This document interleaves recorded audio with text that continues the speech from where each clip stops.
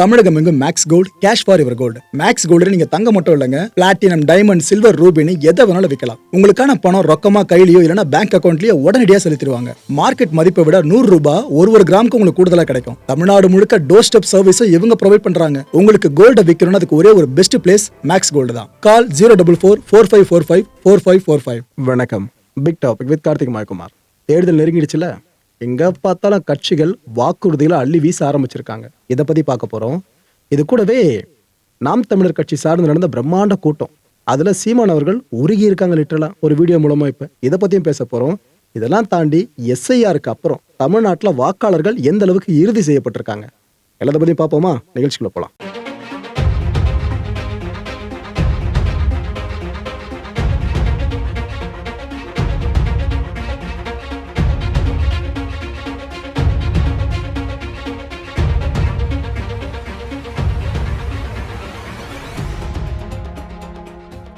தமிழ்நாட்டில் இருக்க ஒட்டுமொத்த வாக்காளர்கள் எண்ணிக்கை எஸ்ஐஆருக்கு முன்னாடி என்னவா இருந்துச்சு?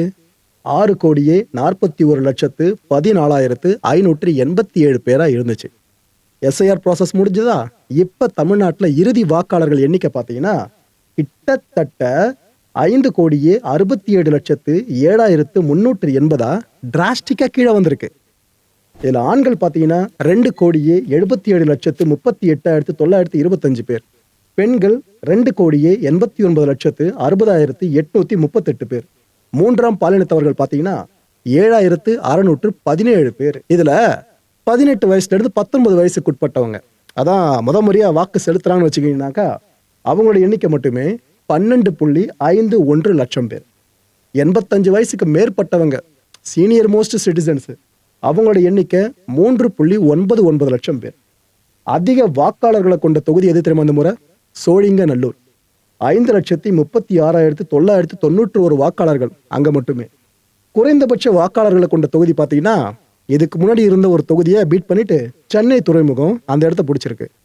1,16,896 வாக்குகள் தான் ஒட்டுமொத்தமே அங்க. இதெல்லாம் ரைட்டு. எந்த அளவுக்கு வாக்காளர்கள் நீக்கப்பட்டிருக்காங்க கேட்டீங்கன்னா எத்தனை பேர் ஷாக் ஆக போறீங்கன்னு தெரியல. 74,07,207 பேர் நீக்கம் பண்ணப்பட்டிருக்காங்க.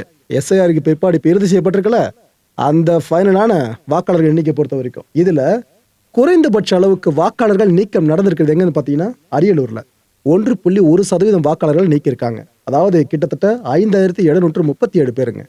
அண்ட் அதிகபட்சமா எந்த இடத்துல வாக்காளர்கள் நீக்கப்பட்டிருக்காங்க தெரியுமா? சர்ப்ரைஸ் தான் நினைக்கிற பல பேருக்கும். சென்னை கிட்டத்தட்ட 29.5% பேர் நீக்கப்பட்டிருக்காங்க. நம்பர்ஸ் சொல்றதா இருந்தா 11,84,942 பேரை நீக்கியிருக்காங்க. ப்ரோ என்ன இப்படிலாம் நடக்குது, என் பேர்ல விடுபட்டு இருக்கும் போல இருக்கே அப்படின்னு யாராவது நினைக்கிறீங்கன்னாக்கா பதற வேண்டாங்க. தலைமை தேர்தல் அதிகாரி அர்ச்சனா பட்நாயக் இருக்காங்களா, அவங்க ஒரு விஷயத்த தெளிவாக அறிவிச்சிருக்காங்க. ஏங்க இப்போ எஸ்ஐஆருக்கு பிற்பாடு இதெல்லாம் நாங்கள் ஃபைனலைஸ் பண்ணி வெளியிட்டாலும் பரவாயில்லை, பெயர் சேர்க்கணும் திருத்தணும் அப்படின்னு எதனா இருக்குனாக்கா நீங்கள் தாராளமாக விண்ணப்பிக்கலாம்னு ஒரு விஷயத்தை இங்கே என்ஷூர் பண்ணி சொல்லியிருக்காங்க. ஸோ பதற வேண்டாம். ஸோ வாக்காளர்கள் ரெடி ஆயாச்சா? அதுக்கப்புறம் என்ன, பாதுகாப்பு பணியை இங்கே அதிகப்படுத்துறது, தேர்தல் நடத்தை விதிகள் இருக்குல்ல, அதெல்லாம் கொஞ்சம் கொஞ்சமாக தமிழ்நாட்டுக்குள்ளே கொண்டு வருது. அவ்வளோதான். தேர்தலுக்கான சூடு பிடிக்க ஆரம்பிச்சிடும் இதுக்கப்புறம் ரொம்ப பெரிய அளவுக்கு. தேர்தல் பாதுகாப்பு பணிக்காக கிட்டத்தட்ட 50 கம்பெனி மத்திய பாதுகாப்பு படையினர் வர்ற மார்ச் மாதம் 10ஆம் தேதி வாக்கில் தமிழ்நாட்டுக்கு வராங்க. இந்த விஷயம் இப்போ கன்ஃபார்ம் ஆயிடுச்சு. ஸோ தேர்தல் களம் இதுவரைக்கும் இல்லாத அளவுக்கு சூடு பிடிக்க ஆரம்பிக்குது இவங்களோட வருகையொட்டியே. இதுக்கு மத்தியில் அரசியல்வாதிகள் அவங்க எந்த அளவுக்கு எங்கெங்க பேசிட்டு இருப்பாங்க நான் உங்களுக்கு சொல்லி தெரிய வேணாம். அதை பற்றி ஒன்று ஒன்றா கொண்டு வரேன்.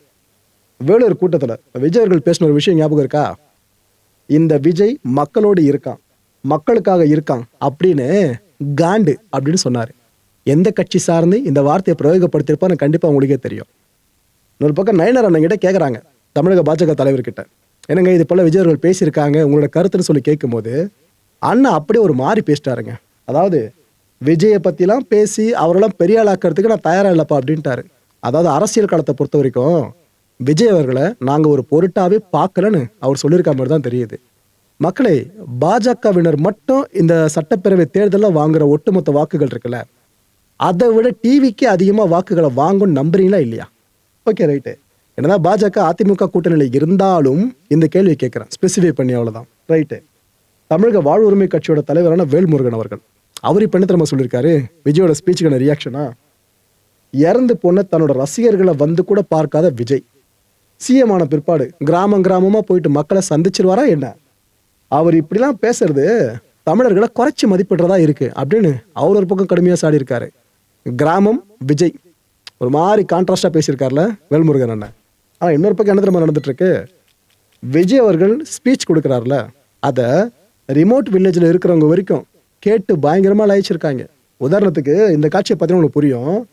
அதாவது கிரவுண்ட் லெவல் ஸ்ட்ரென்த் எந்த அளவுக்கு டிவிகே சார்ந்து கூடிக்கிட்டு இருக்குன்னு லிட்ரலா நீங்க எப்போ புரிஞ்சுப்பீங்க. ஸ்பீக்கரை கட்டிட்டாங்க ஏரியாவில், அந்த கிராமத்தில் ஸ்பீக்கரை கட்டிட்டு அங்கே இருக்க மக்கள்லாம் விஜயோட அந்த ஒரு சத்தத்தை ஸ்பீக்கர் மூலமாக கேட்குறாங்க, அந்த அளவுக்கு பிரம்மாண்டமா. இது போலயே தமிழ்நாட்டு கிராமங்களில் டிவிகே சார்னு கிரவுண்ட் ரியாலிட்டி பெருசாக போய்கிட்டு தான் இருக்கு. இதே நம்ம ஒத்துக்கிட்டு தான் ஆகணும். அனுபவம் இருக்கிறவங்க, அனுபவம் இல்லாதவங்க, இதெல்லாம் விஷயமே கிடையாது. யாரா இருந்தாலும் அந்த சூழலுக்கு ஏத்த மாதிரி, அந்த சிச்சுவேஷனுக்கு தகுந்த மாதிரி என்ன பண்ணி அந்த ப்ராப்ளம சால்வ் பண்றான், ஏது பண்ணி அந்த ப்ராப்ளம சால்வ் பண்றான், அதுதான் விஷயமே, அதுதான் மேட்ரு. சோ நீ சூப்பர்ப்பா, என்ன ப்ராப்ளம் வந்தாலும் நீ சால்வ் பண்ணிடுவ அப்படின்னு முதுகுல தட்டி கொடுத்துட்டு அந்த பெரியவர் போறாரு. இன்னைக்கு என்ன நாள்? மறைந்த முன்னாள் முதலமைச்சர் ஜெயலலிதா அவர்களோட 78வது பிறந்த நாள். அப்பேற்பட்ட இந்த நாள்ல அதிமுகவினர் எந்த அளவுக்கு கொண்டாட்டத்தில் இருப்பாங்க. சம செலிப்ரேஷன் ஏடிஎம்கே ஆஃபீஸ்லலாம் பயங்கரமா செலிப்ரேட் பண்ணாங்க. அந்த செலிப்ரேஷன் ஒரு நீட்சியா இபிஎஸ் அண்ணன் என்னென்ன சொல்லியிருக்காப்புல, சோதனைகள் பல சூழ்ந்திருந்தோம், தமிழ்நாட்டை காத்தே தீரணும்னு போராடினவங்க ஜெயலலிதா அவர்கள்னு அப்படி பேசியிருக்காரு. அது கூட இன்னும் கொஞ்சம் எக்ஸ்டெண்ட் பண்ணி சொல்றதா இருந்தா, இந்த 3ஆம் கட்ட தேர்தல் வாக்குறுதிகளை இபிஎஸ் அண்ணன் இப்போ வெளியிட்டிருக்காரு. அதில் ஒரு வாக்குறுதி நீங்களாம் கூர்ந்து கவனிச்சே ஆகணும். அதிமுக மட்டும் ஆட்சிக்கு வந்துச்சுன்னா ஒரு குடும்பத்துக்கு 10,000 ரூபா வழங்கப்படும் சொல்றாருங்க. அதாவது சும்மா ஸ்லாப் பிரிச்சு பொருளாதாரத்தில் மேலே இருக்க குடும்பம் கீழே இருக்க குடும்பம் அந்த குடும்பம் இந்த குடும்பம் பாகுபாடு இல்லாமல் தமிழ்நாட்டில் இருக்க எல்லா குடும்பங்களுக்கும் தலா 10,000 ரூபா வழங்கப்படும் அனௌன்ஸ் பண்ணியிருக்காரு. செய்தியாளர்கள் கேட்குறாங்க, ஏங்க அது போலாம் பண்ண எப்படிங்க, ஏற்கனவே தமிழ்நாடு அரசு நிதி நெருக்கடியில் இருக்கு, எப்படி கொடுப்பீங்க அப்படின்னு கேட்டப்ப இபிஎஸ் அதுக்கும் தெளிவாக பதில் சொன்னாப்புல, இல்லைங்க எங்க கிட்ட அரசோட வருவாயை பெருக்குவதற்கான ஆட்கள் இருக்காங்க, கரெக்டாக பெருக்குவதற்கான ஆட்கள், அப்படி பெருக்கி நம்ம மக்களுக்கு கொடுத்துட்டு போயிடுவோமே அப்படின்னு சொல்லியிருக்காரு. ப்ரோ இது பாசிபிளான்னு கேட்டிங்கன்னா 90% சான்ஸ் இல்லை. ஏன்னா ஒன்று நீங்கள் காம்ப்ரமைஸ் பண்ணணும், ஒன்று மக்களுக்கு கொடுக்குற காசு நீங்கள் கொடுத்துட்டு கஜனா காலியாக்கணும், இன்னும் கடனை பெருசாக மாற்றி விடணும், இல்லைனா இதை குறைக்கிறேன்னு சொல்லிட்டு இங்கே நீங்கள் பெருசாக பண்ண முடியாமல் போயிடும். இதெல்லாம் தனியாக சிம்பிளாக சொல்கிறேனே, அந்த வரி இந்த வரின்னு எல்லா வரியும் ஏற்றி வச்சிருக்கோம்ல, அந்த வரியை நீங்கள் குறைச்சி விட்டாலே ஆட்டோமேட்டிக்காக குறைஞ்சிருக்கும் மக்களோட சுமை. ஆனால் அதை எந்த கட்சியும் பண்ணாது. இதுதான் அரசியல் மக்களே, புரிஞ்சுங்க. Okay right. ஆனால் சம அறிவிப்புங்க, எல்லா சேனல்ஸ்லையும் பிரேக்கிங் நியூஸே இப்போ தான் ஓடிட்டு இருக்கோம். இபிஎஸ் அறிவிச்ச அந்த வாக்குறுதி ரைட்டு.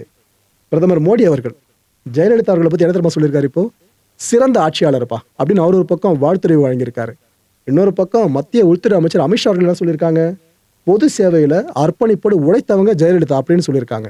அவ்வளோ ஏன், மத்திய அமைச்சர் பியூஷ் கோயல் இருக்கார்ல, இப்போதைக்கு பாஜக தமிழ்நாட்டில் தேர்தல் சார்ந்து சந்திக்கிறதுல இவர் தான் பில்லரு. இவரும் பயங்கரமா ஜெயலலிதா அவர்கள் ஆகா ஓகுன்னு புகழ்ந்திருக்காப்ல. இதுக்கு முன்னாடி இந்த அளவுக்கு புகழ்ந்து பார்த்துருக்கீங்களா?